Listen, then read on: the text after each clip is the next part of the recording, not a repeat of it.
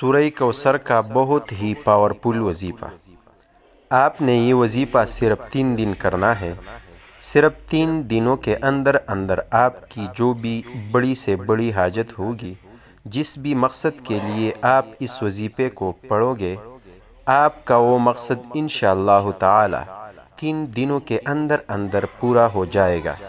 آپ کا مقصد کوئی بھی ہو، آپ کی حاجت جتنی مرضی بڑی ہو، آپ کی پریشانی کوئی بھی ہو، آپ جس بھی مقصد کے لیے اس وظیفے کو پڑھو گے، آپ کا وہ مقصد انشاءاللہ تعالی 3 دنوں کے اندر پورا ہو جائے گا۔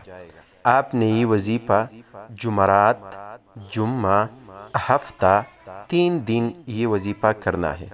انشاءاللہ تعالی یہ وظیفہ کرنے سے آپ کی ہر جائز حاجت، آپ کی بڑی سے بڑی پریشانی ختم ہو جائے گی۔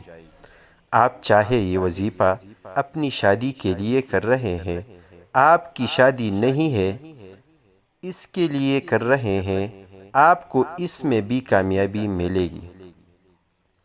آپ بے روزگار ہیں، آپ کوئی کام نہیں کر رہے، آپ اس کے لیے بھی یہ وظیفہ کر سکتے ہیں۔ آپ کے دشمن ہیں، ان سے چھٹکارا پانے کے لیے بھی آپ یہ وظیفہ کر سکتے ہیں۔ کسی کے دل میں آپ اپنی محبت پیدا کرنا چاہتے ہیں تو اس عمل کے لیے بھی آپ یہ وظیفہ کر سکتے ہیں۔ آپ کی کوئی بھی حاجت ہو، کوئی بھی مقصد ہو، آپ اس وظیفے کے ذریعے آپ اپنا مقصد پورا کر سکتے ہو۔ آپ نے صرف 3 دن اس وظیفے کو کرنا ہے اور انشاءاللہ تعالی 3 دن کے اندر آپ کا ہر مقصد پورا ہو جائے گا۔ اس وظیفہ کو شروع کرنے سے پہلے درود شریف لازم پڑھیں۔ آپ نے وظیفہ کس طرح کرنا ہے؟ آپ نے سورہ کوثر پڑھنی ہے۔ سورہ کوثر قرآن پاک کی سب سے چھوٹی سورت ہے۔ سورہ کوثر قرآن پاک کے 30ویں پارے میں ہے۔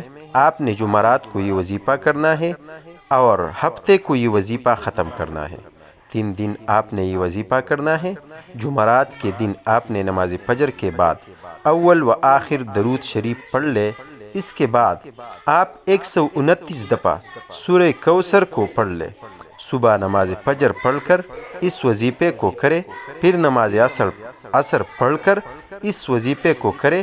پہلے اول آ کر درود پڑھ لے، پھر درمیان میں 129 دفعہ سورہ کوثر پڑھ لے، اور اسی طرح ہی آپ نے نماز عشاء کے بعد اسی طرح روٹین سے آپ یہ وظیفہ کریں گے۔ اسی طرح تینوں دن آپ نے یہ وظیفہ کرنا ہے۔ آپ کی کوئی بھی حاجت ہے، کوئی بھی مقصد ہے، اس کو ذہن میں رکھ کے آپ نے یہ وظیفہ کرنا ہے۔ وظیفہ کرتے وقت پورا دھیان آپ کا وظیفے پر ہونا چاہیے۔ دل میں کوئی بھی شک نہیں لے کے آنا، پورا دھیان وظیفے پر رکھ کے آپ نے یہ وظیفہ کرنا ہے۔ انشاءاللہ تعالی اس وظیفے کو کرنے کے بعد آپ کی اللہ سے مانگی ہر دعا قبول ہوگی۔ اس وظیفے کو پڑھنے کی ہر بھائی بہن کو اجازت ہے۔